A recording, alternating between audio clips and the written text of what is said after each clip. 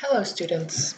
This tutorial is meant for those of you who use Google Docs as your regular word processing program. And I'm going to show you in this tutorial how to format an outline using correct MLA formatting. So first of all, this is just a blank document, Google Doc, that I opened up. And you will notice that the settings are correct. The font is Times New Roman 12 point. And my margins are correct, set at 1 inch. And then if I check my my line spacing, I'm at double space, which is correct MLA format. The reason these settings are correct is because I set my defaults to correct MLA format. And if you are not sure how to do that, you can watch my MLA formatting video for Google Docs. That will show you how to set your default settings correctly. So I'm going to just whip through this first section because you already know how to form a heading and a header. Okay, so that's my correct header and heading. Notice the date, the format of the date, no commas, no nothing. This is the correct format.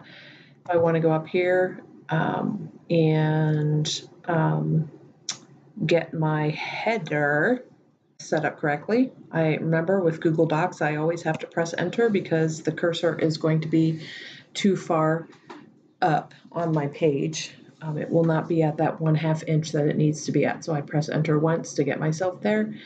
Go to my right margin, and then I'm going to insert a page number, and it will be this one right here. Move my cursor to the left of the page number and write my last name with a space, and then every subsequent page will be formatted correctly on my header. Make sure you do this using the header function. I got there by just double clicking up in this area up here on the top of the page.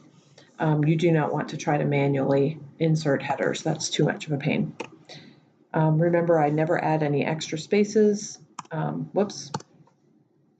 I will go to the middle and I'll title my outline. Whatever the assignment calls for, that's what you will title that. Press enter one more time and get myself to the left margin.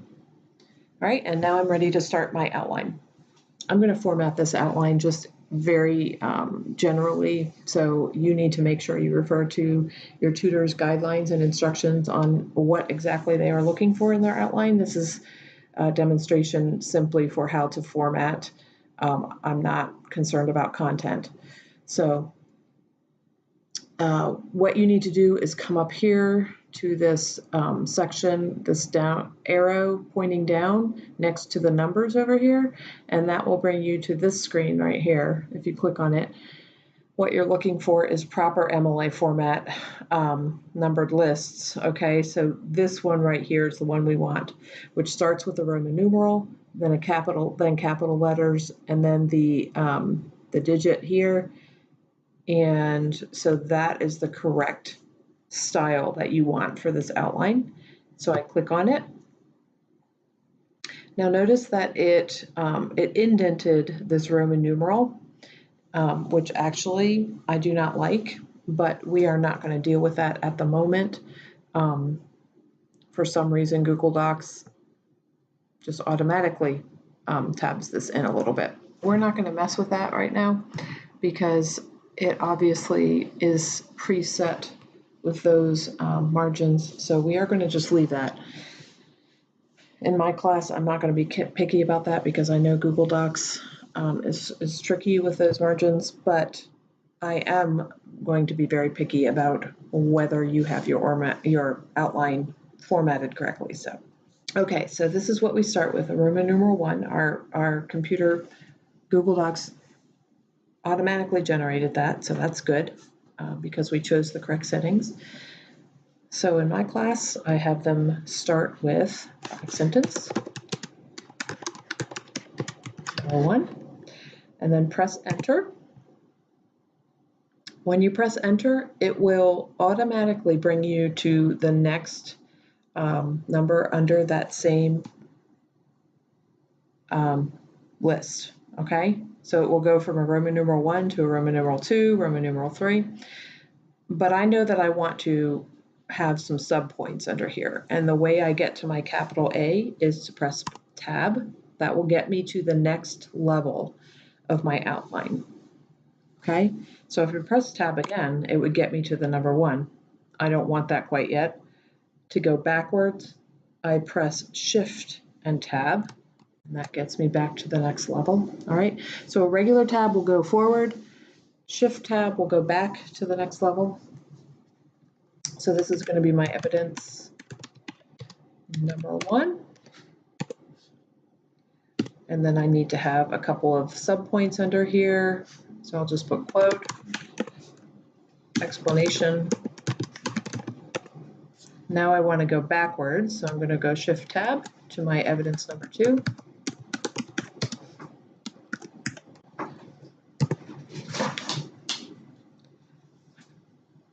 Tab to quote, enter explanation.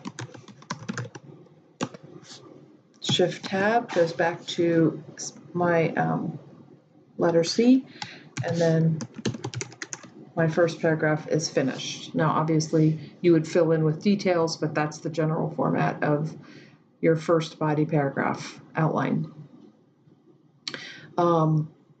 If I wanted to, for some reason, put a subpoint here, I could press enter, and then once again, a tab gets me to the next level, and I could put subpoint A, subpoint B, all right? I could even go to the next level, and it would be subpoint A, and et cetera, et cetera. That was probably not spelled correctly, but you get the picture. In my class, we rarely use all these levels. So I am just going to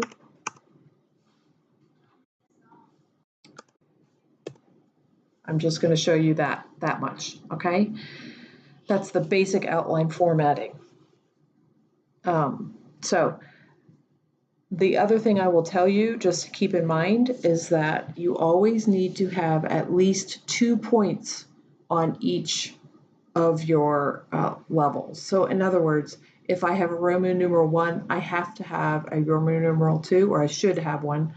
If I have a letter A, I need to have a letter B. If I have a point 1 under a letter A, I need to have a point 2 under a letter A, et cetera, et cetera. You should not just have 1 point hanging out here by itself. All right, that's the general rule of thumb for outlining. Now, the only exception to that is if you're just outlining one body paragraph, obviously you are only going to have one Roman numeral 1.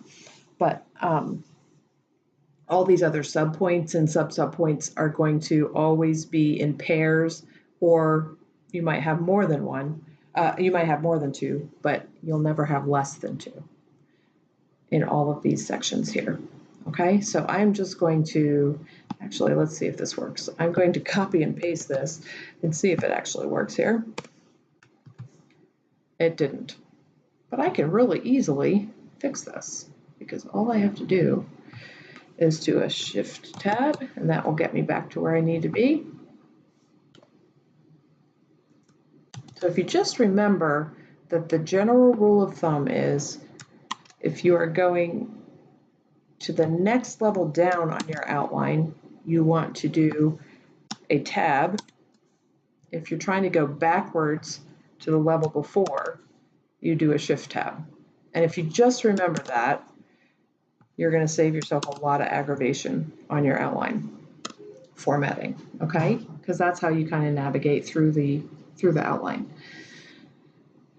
So that's the basic format. Let me think if there's anything else I needed to let you know. And I don't think there is. So once you have this set up correctly, obviously you would fill in all these things. Oh, I know what it was. Here's the next thing I want to try. Let's just try doing something here. I actually have not experimented with this. Yeah, see? Perfect. So if you have like In my class, I require that quotes are written out completely with correct citations. So if you had a quote, obviously it would probably extend to more than one line. You don't have to worry about indenting that second line. It's just going to automatically keep it lined up where it needs to be, underneath whatever level of your outline you're at. So this is the advantage of formatting your outline using this tab up here. If you try to manually type in a Roman numeral 1 and then type your topic sentence, press enter, and then try to tab and do your A, and then tab again and do your 1, you're gonna run into all sorts of problems. So definitely use this feature up here to set your outline in the correct format from the beginning. And then all you have to really remember is that handy trick of either using the tab to advance to the next level of your outline, or using the shift and tab at the same time to go backwards to the previous level of your outline. Okay? Hopefully that answers all your questions, and you will have correct outline format and you won't lose any points. So thanks for listening.